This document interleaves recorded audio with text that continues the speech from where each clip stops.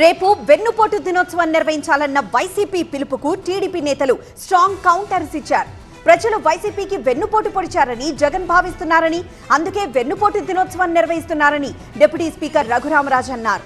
వెన్నుపోటు గొడ్డలి వేటుకు పేటెంట్ జగన్దే అని మంత్రి సంధ్యారాణి విమర్శించారు. ఎవ్వరికి అన్యాయం జరిగిందని వైసీపీ వెన్నుపోటు దినోత్సవాన్ని నిర్వహిస్తోందని టీడీపీ ఎమ్మెల్యే చింతమనేని ప్రశ్నించారు. ప్రజలు వైసీపీకి వెన్నుపోటు పొడిచారని చెప్పి వాళ్ళు బాధపడుతూ ప్రజల మీద ప్రతీకారంగా వెన్నుపోటు దినోత్సవం చేస్తున్నారు.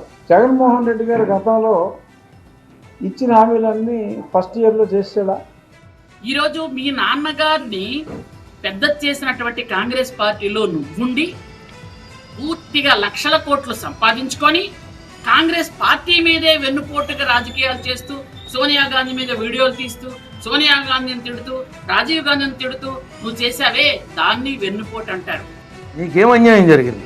నీ కార్యకర్తలకు ఎక్కడ అన్యాయం జరుగుతుంది? నీ నాయకులకు ఎక్కడ అన్యాయం జరుగుతుంది?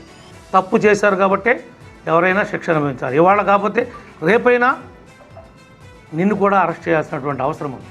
బయటకు వస్తున్నటువంటి అరాచకాలు, దుర్మార్గాలు, అవినీతి, దోపిడీ బయటకు వస్తున్నటువంటి తరుణంలో దిక్కుతోచక వెన్నుపోటు దినాన్ని అనేటువంటి దాన్ని ప్రకటించినట్టు కనపడతా ఉంది.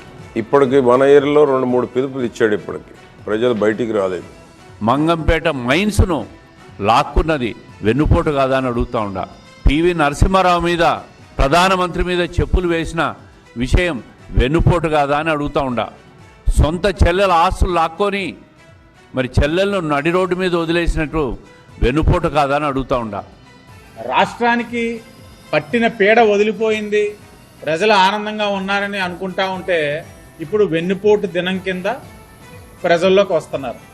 జూన్ 4వ తారీఖు ఎన్నికల ఫలితాల్లో ఆంధ్రప్రదేశ్ రాష్ట్రానికి వెలుగులు వచ్చిన రోజు, నరకాసుర పాలన పోయి చల్లని చంద్రన్న పాలన వచ్చిన రోజు. ఇంకా వెన్నుపోటు ఎవరికి? వైఎస్ఆర్సీపీ కార్యకర్తలు జరుపుకోవాల్సింది ఏంటంటే ప్రజలు ఆ రోజు సమాధి కట్టారు. అంటే అప్పుడు పిండం పెట్టేశారు ప్రజలు జగన్మోహన్ రెడ్డి ప్రభుత్వాన్ని. రేపు సంవత్సరీకం చేసుకోవాలి వాళ్ళు.